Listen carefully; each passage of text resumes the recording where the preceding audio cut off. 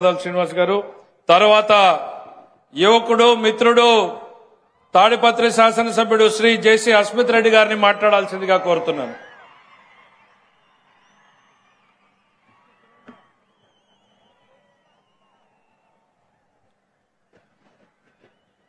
వేదికను అలంకరించిన పెద్దలకు, నా ముందున్న కూటమి సైనికులకు ప్రతి ఒక్కరికి వందనం, అభివందనం. నాకంటే ముందు చాలా మంది చాలా గొప్పగా మాట్లాడారు. మరి నా వయసులో పొగిడితే అది తగినట్టుగా ఉండదని నా భావన. అయినా కూడా మీ అందరితో ఒక విషయం పంచుకుందామని మీ ముందుకొచ్చాను.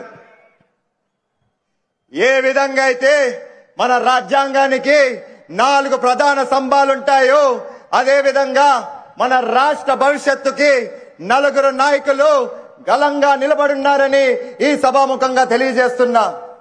ఒకవైపు చూశారంటే మన ప్రధానమంత్రి గారు నరేంద్ర మోడీ గారు, ఆయన తీసుకున్న నిర్ణయాలు ఖచ్చితంగా ఒక రాష్ట్రానికే కాదు గాని మొత్తం దేశమంతా బలం చేకూరుస్తాయని చెప్పి ఈ సభాముఖంగా తెలియజేస్తున్నా.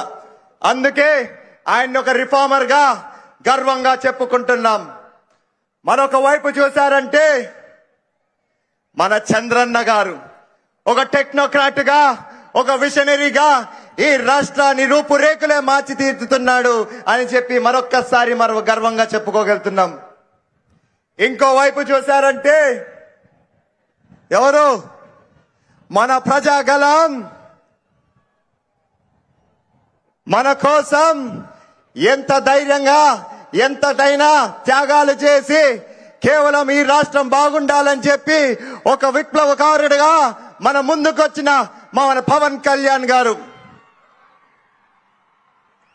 చివరికి మన 4వ స్తంభం, మన యువ నాయకుడు, మన యువ కిరీటం, మన యువ శక్తి, మన భవిష్యత్తు దిశ చూపిస్తున్న నాయకుడు మన నారా లోకేష్ గారు. మరి మీరందరూ గమనించే ఉండింటారు, వీరు గాని లేకపోతే ఖచ్చితంగా మన రాష్ట్రం కుప్పకూలిపోతుంది, మన భవిష్యత్తు చీకటిలో మునిగిపోతుంది. నేను అడుగుతున్నా ఈరోజు మీరందరినీ, ఎందుకు మన యువత ముందుకు రావట్లేదు? నేను ఈరోజు పిలుపిస్తున్నాను. ఖచ్చితంగా మన యువత ముందుకు రావాల్సిండేదే, కష్టపడాల్సిండేదే. ఎన్నికల ముందు ఖచ్చితంగా మన కూటమి ప్రభుత్వం వచ్చాక 20 లక్షల ఉద్యోగాలు కల్పించాలని చెప్పి లక్ష్యంగా పెట్టి ముందుకొచ్చింది. మరి ప్రభుత్వం ఏర్పడినాక కేవలం 15 నెలల్లోనే 20 లక్షలు కాకపోయినా 11 కోట్ల లక్షలతో పెట్టుబడులు తెచ్చి 11 లక్షల ఉద్యోగాలు కల్పించారని గర్వంగా ఈ సభాముఖంగా తెలియజేస్తున్నా. అదే కాకుండా మీరు మెగా డిఎస్సీ అని చూశారంటే దాదాపు 16,000 ఉద్యోగాలు కల్పించారు. అదే విధంగా 6,000 పోస్టులు పోలీసు ఉద్యోగాలు కల్పించారు. మరి సమయం ఎక్కువ లేదు, మరొక్కసారి చెప్తున్నా, ఖచ్చితంగా ఈ కూటమి మన రాష్ట్రాన్ని సరైన రీతిలో తీసుకెళ్తుందని, ముందుకు తీసుకెళ్తుందని చెప్పుకుంటూ సెలవు తీసుకుంటున్నా. Thank you.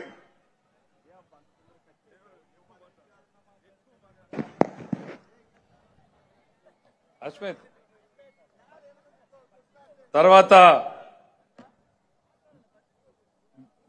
గుత్తి శాసనసభ్యులు శ్రీ గుమ్మనూరు జయరాం గారు మాట్లాడాల్సిందిగా ఆహ్వానిస్తున్నాను.